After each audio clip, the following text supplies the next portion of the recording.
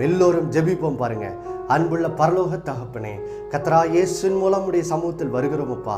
ஆண்டவரே, இந்த நாளிலே நீர் எங்களோடு பேசினதற்காய் ஸ்தோத்திரம்.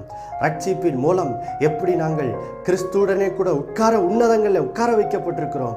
இப்பொழுது தேவனுடைய கிருபையின் மகாமேன்மையான ஐஸ்வர்யத்தை நீர் எங்களுக்கு விளங்கச் செய்வதற்கு ஆண்டவரே, அதன் மூலம் இப்பொழுது வழி திறந்திருக்கிறது என்று சொல்லி எங்களுக்கு கற்றுக் கொடுத்தீரே, அதற்காக நன்றி அப்பா. இப்பொழுது ஆண்டவரே, நாங்கள் உங்களுடைய ஆடுகளாக இருக்கிறபடினால் இப்பொழுது ரட்சிப்பின் மூலம் உடைய சத்தம் எங்களுக்கு கேட்கும் என்பதற்காய் ஸ்தோத்திரம். அதற்காக பரிசுத்தாவியானவர் எங்களுக்குள் வாசமாக இருக்கிறபடினால் ஸ்தோத்திரம் அப்பா. அதனால் இந்த நாளிலிருந்து உங்களுடைய பிள்ளைகள் உங்களுடைய வேத வசனத்தை வாசிக்கும் போது உம்முடைய வசனத்தின் மூலம் நீர் அவருடைய பாதைகளை வெளிச்சமாக்குவீராக, பாதை காட்டுவீராக. இயேசுவின் நாமத்தினால் அவர்கள் நடக்க வேண்டிய வழியை அவர்களுக்கு போதித்தருளும், அவர்களை வழி நடத்தி அருளும் ஆண்டவரே.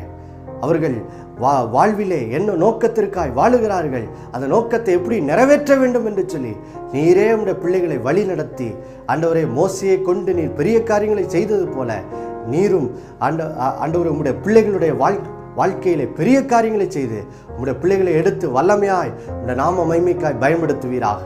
அப்படியே நீர் செய்கிறதுக்காய் ஸ்தோத்திரம். இதனாலிருந்து உம்முடைய பிள்ளைகளுடைய தவிப்பு நீங்கி உம்மோடு நெருங்கி ஜீவிக்கிற வாழ்க்கை பிறந்ததுக்காக நன்றி. இயேசுவின் நாமத்தில் பிதாவே, ஆமென்.